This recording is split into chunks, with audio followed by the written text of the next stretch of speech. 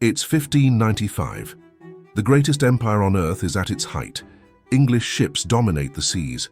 The Spanish Armada lies defeated at the ocean floor. London swells with pride. Theatres overflow with crowds.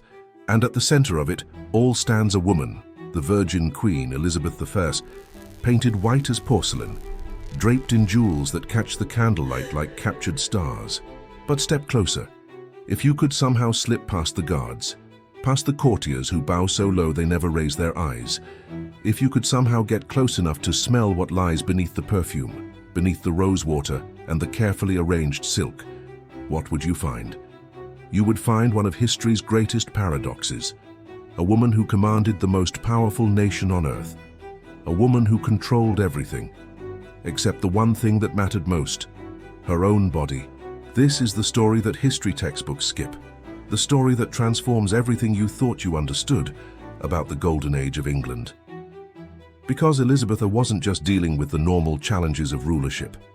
She was fighting a silent, desperate war against time, decay, and the brutal realities of a world that had no concept of modern hygiene. And the weapons she used to win that war? They were slowly poisoning her to death. Let me take you back. Not to 1588 when the Spanish Armada fell. Not to her coronation in 1559. Let me take you back to something more intimate, more real. Let me take you back to a single morning in Elizabeth's private chambers before the world sees her. The morning ritual begins before dawn. The room is lit only by candlelight, hundreds of candles because Elizabeth fears the darkness. Her ladies-in-waiting move like shadows, barefoot on the cold stone floor. They're silent. They know what's coming. First, the undressing. The night shift, the linen undergarment she's worn for days, is peeled away carefully, as if removing the skin from a piece of fruit. The ladies know not to wrinkle their noses. That's forbidden. They know not to comment on the smell, a complex mixture of sweat, perfume from yesterday, and something else. Something deeper, something that clings to fabric after days of wear. You need to understand something crucial about the world Elizabeth lived in. The 16th century didn't just have different hygiene practices than ours. It had a completely different philosophy about what hygiene even meant. And it all came down to a single terrifying belief: water would kill you. In Elizabeth's time, physicians across Europe were absolutely certain about this. Water opened your pores. Open pores meant poisonous miasmas, invisible, toxic vapors that floated through the air, could enter your body and cause plague, fever, or sudden death. The more you bathed, the more vulnerable you became. This wasn't superstition among the ignorant masses. This was medical consensus among the most educated men in Europe. So bathing was not just uncommon, it was actively dangerous. It was something you might do once or twice a year if you were particularly bold. Elizabeth, like most of the nobility, understood bathing as a genuine health risk. Instead, what happened in that pre-dawn chamber was something entirely different. The fresh linen shift is brought forward. It has been washed, dried in the sun. The ladies believe the sun's rays cleanse it of corruption, and it smells of lavender and herbs. As it's drawn over Elizabeth's body, there's an almost ritualistic quality to it. This, everyone believes, is how you actually get clean. The old fabric, saturated with bodily secretions, is removed. The fresh fabric, pure and absorbent, will draw the corruption from her skin. It's a strange logic by modern standards, but within the framework of 16th century medicine, it made a kind of sense. The white paint comes next.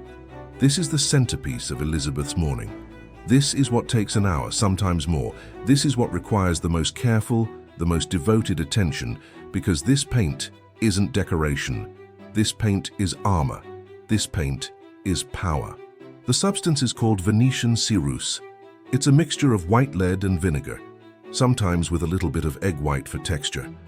When applied to the skin, it creates that distinctive look that appears in every portrait of Elizabeth. A smooth, unnaturally white, almost doll-like complexion.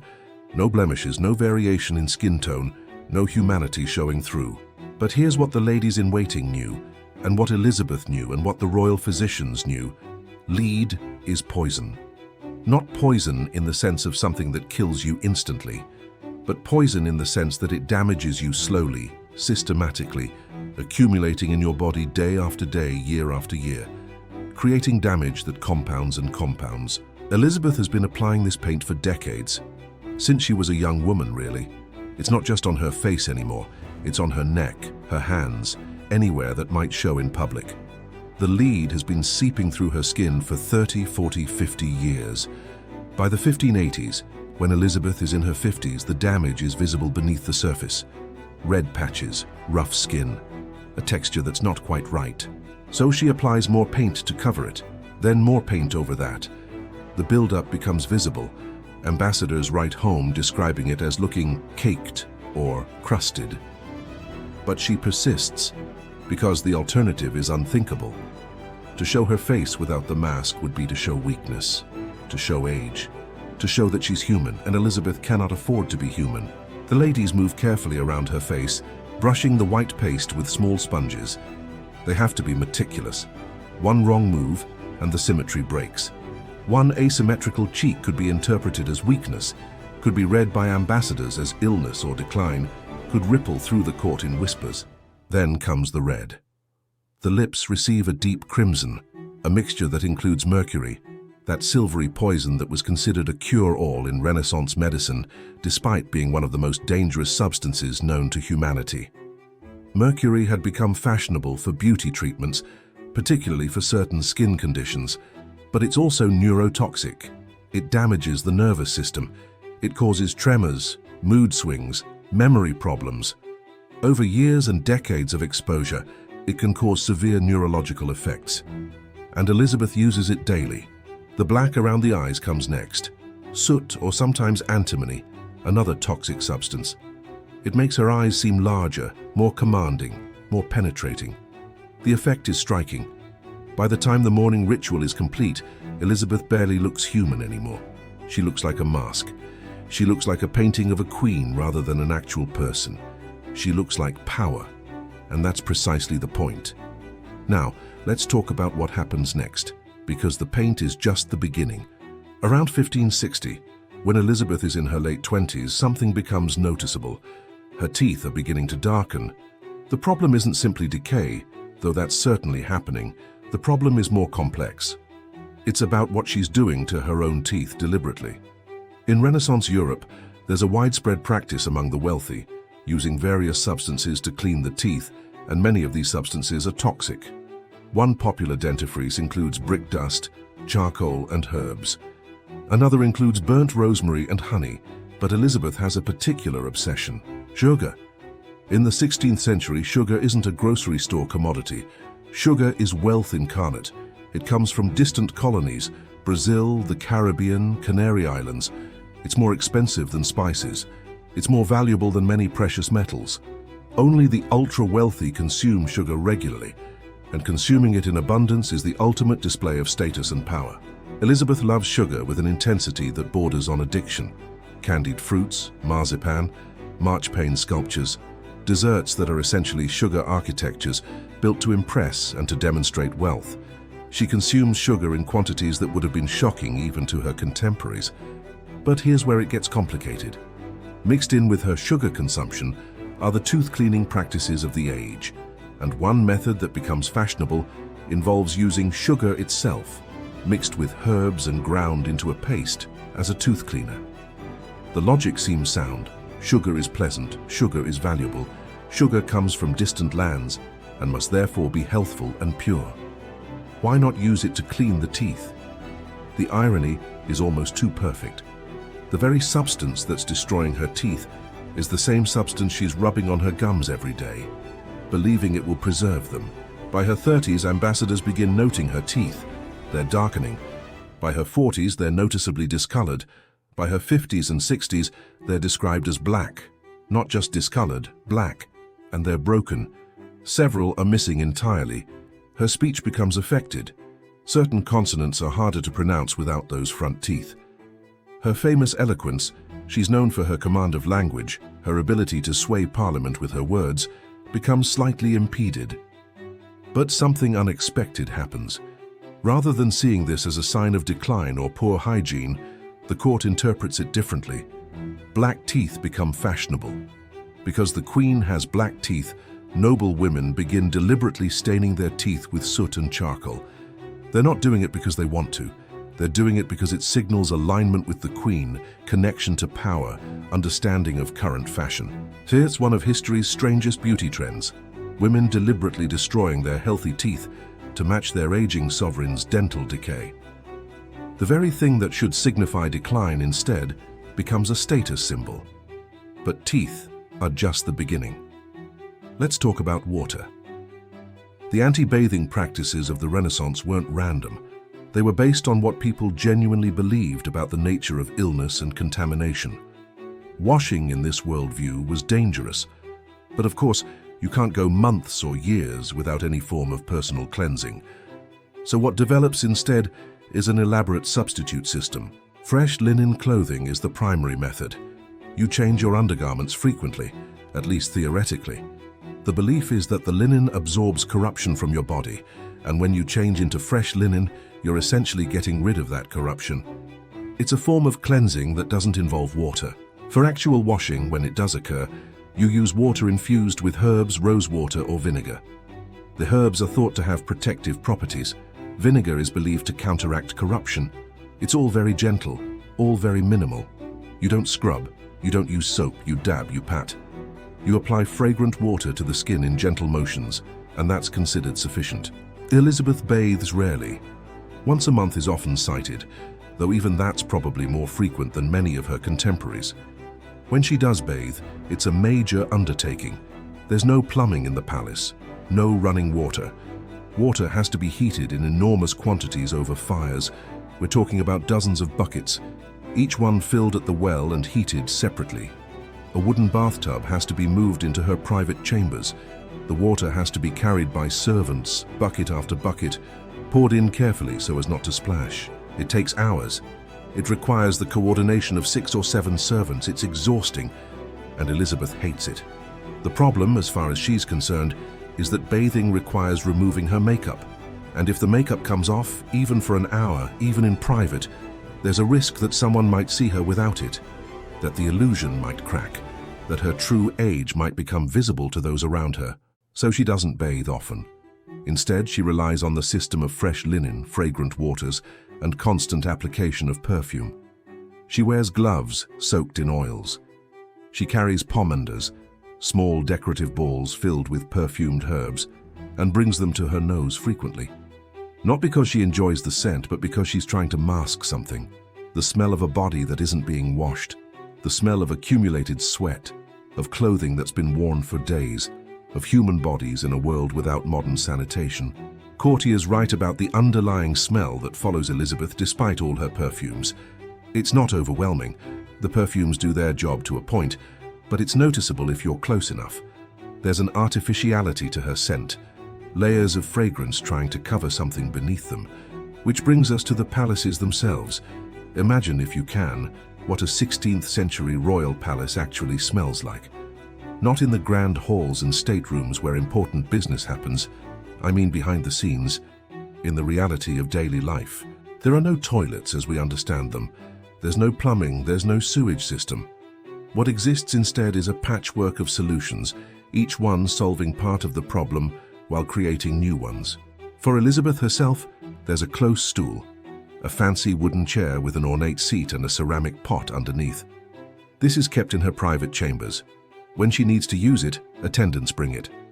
The pot is then carried away by a specific official whose title is gloriously formal, the groom of the stool.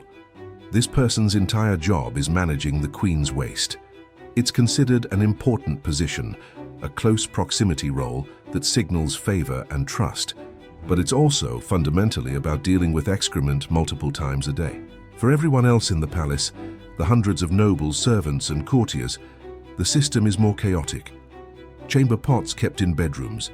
These pots are emptied into cesspits dug beneath the palace floors or carried outside to be dumped in designated areas.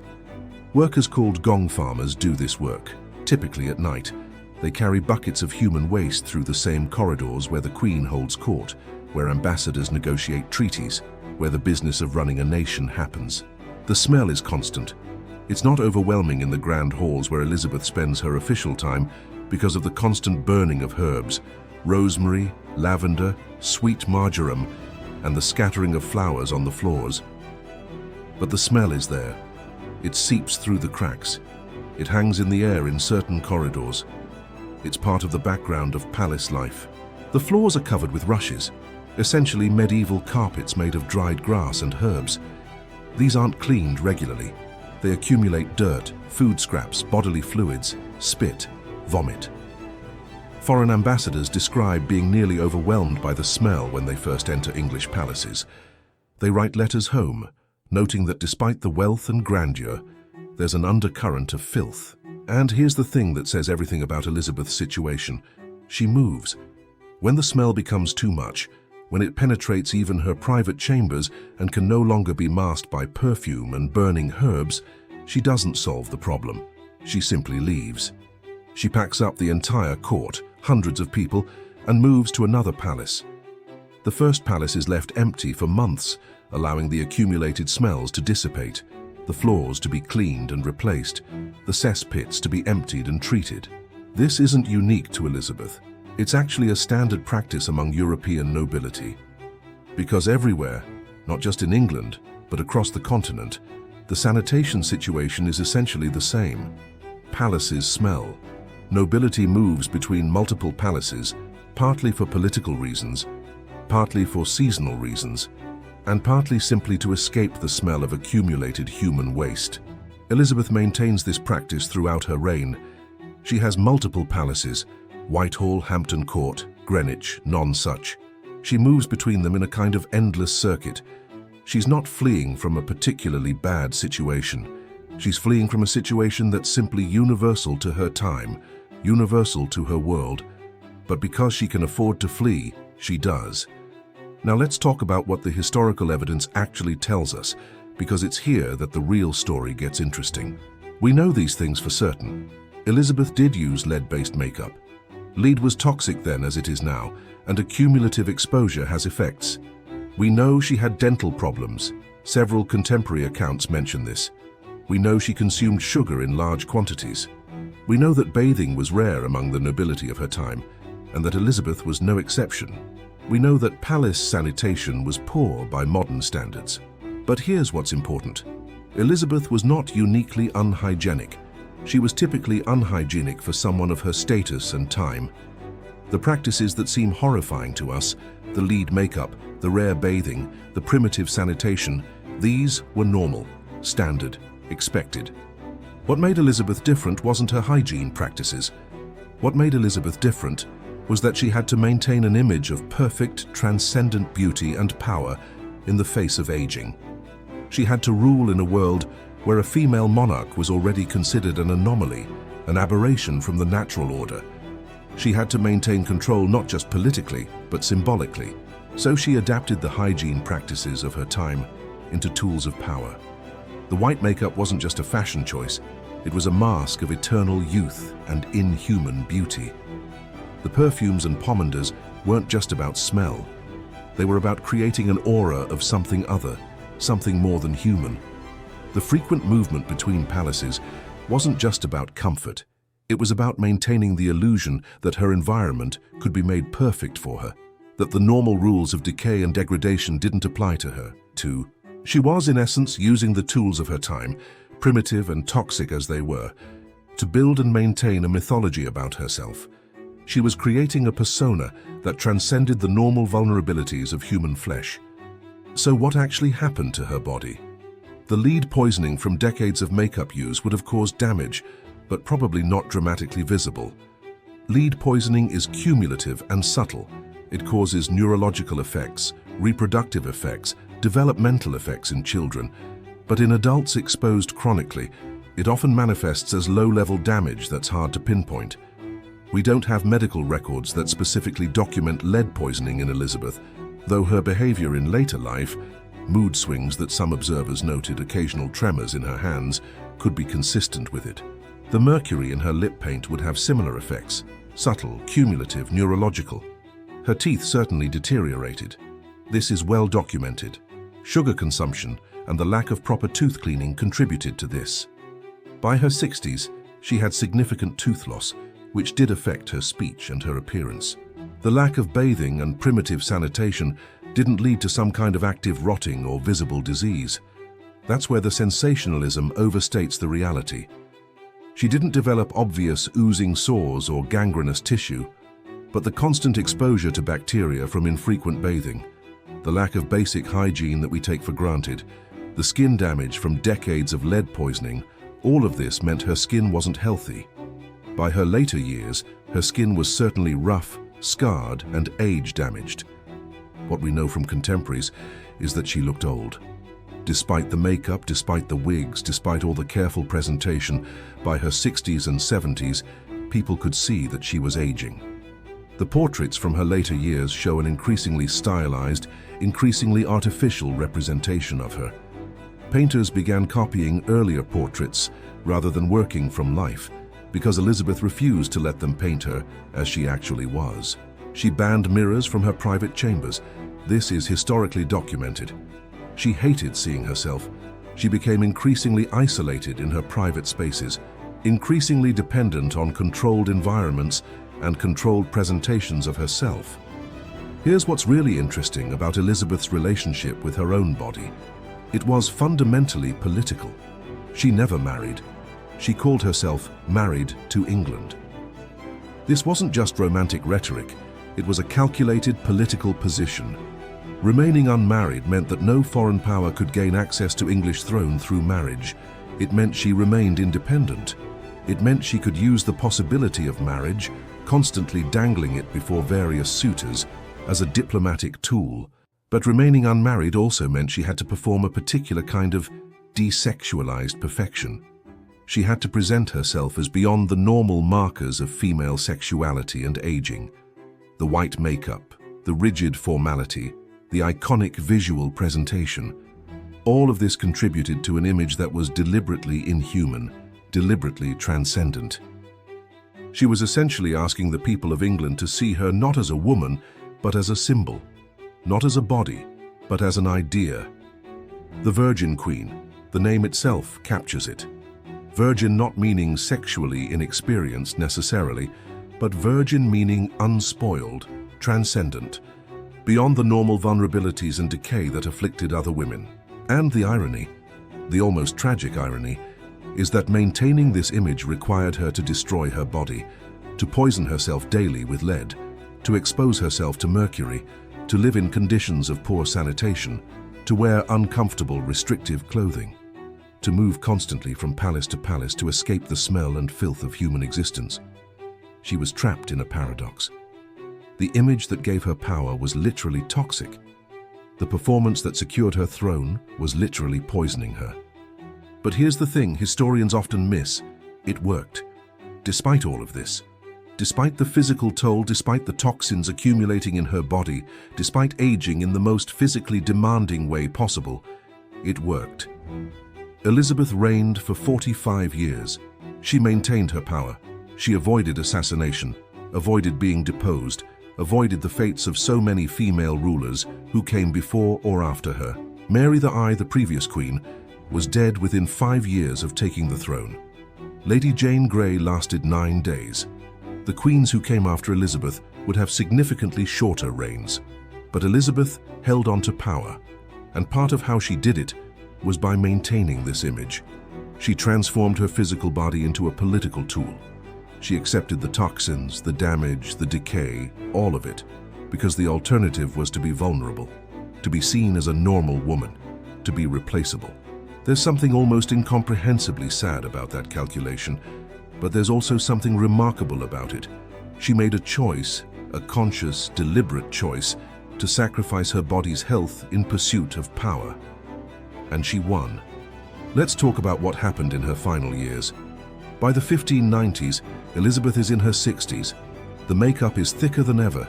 Reports suggest it's become almost caked on, fragile, liable to crack and flake.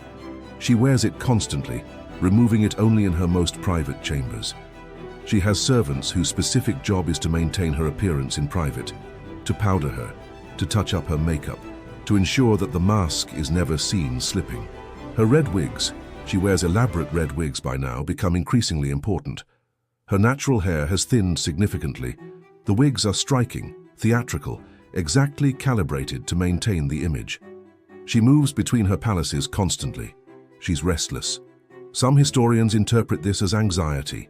Some interpret it as the physical restlessness of someone dealing with ongoing discomfort. The chronic aches of aging in unhygienic conditions, the irritation of lead-poisoned skin. She has a famous walking stick, not for support really, though it serves that function, but primarily held to her nose. When people approach her, when she doesn't want to smell them, when she wants to maintain distance and control, she uses the stick. There's something almost tragic in the image. The most powerful woman in England, surrounded by her court, using a stick to keep people at a distance, using perfume and herbs and calculated gesture to maintain separation between herself and the normal world. Courtiers note her mood swings. They note her occasional rages. Some of this could certainly be attributed to the stress of maintaining power, to aging, to the isolation that comes with absolute rule. Some of it could be attributed to years of mercury exposure. Her memory becomes less reliable. She sometimes forgets names, forgets conversations. Again, this could be aging, but it's also consistent with chronic heavy metal exposure. She remains sharp enough to rule, remains strategic enough to maintain her position, but those close to her can see the decline. She's not the woman she was, and then in 1603 she dies. She dies refusing to go to bed, a final, almost defiant gesture. She dies maintaining power in her dying moments, refusing to yield to her own body's decay, even as her body is quite literally killing her. She's buried in Westminster Abbey. The autopsy, which isn't actually performed so we don't have medical details, would presumably show the effects of decades of lead poisoning. Her organs would show the damage of a lifetime in unsanitary conditions. Her skeleton, if we could see it, would show the physical stresses of wearing heavy, restrictive clothing constantly. But by the time of her death, Elizabeth has become something more than human. She's become an icon, the Virgin Queen, Gloriana. The image has superseded the body so completely that the reality of the body is almost irrelevant. So what does all of this mean? If we strip away the sensationalism, if we ignore the exaggerations, what we're left with is a story that's actually quite profound. It's the story of a woman who used the limited tools available to her, the technologies, the medical knowledge, the cultural practices of her time, to maintain power in a world that was fundamentally hostile to female authority. The practices that seem horrifying to us weren't horrifying to her. They were normal. But she took those normal practices and elevated them. She weaponized them. She transformed them into tools of political strategy. She was willing to poison her body because the alternative, to appear vulnerable, to appear to age normally, to appear human, was to invite challenge to her authority. Whether it was worth it, whether the power she gained justified the damage she did to herself, that's a question each person has to answer for themselves. But there's no doubt that she made a calculation and lived by it. She chose image over health. She chose power over comfort. She chose the myth of the Virgin Queen over the reality of an aging woman's body. And in doing so, she changed the course of history. She ruled at a moment when female rule was considered a defect of nature. She faced the Spanish Armada and saw it defeated. She presided over the explosion of English literature and culture. She maintained England's independence and power, and she did it while slowly poisoning herself with lead, while living in palaces that reeked of human waste, while her teeth rotted from her own sugar consumption, while she moved from palace to palace trying to escape the smell of her own existence. The masks we wear, the prices we pay for power, the ways we transform our own bodies into political statements. These are the real lessons of Elizabeth I's story. Not that she was disgusting, not that she was uniquely unhygienic, but that she was willing to sacrifice everything, her health, her comfort, her own body for the image, and that in the end, the image was what mattered. The image was what lasted. The image was what changed the world. The Virgin Queen, the woman who ruled for 45 years, the woman who defeated the Spanish Armada, the woman who called herself married to England, the woman who was slowly poisoning herself to death to maintain that image. That's the real story.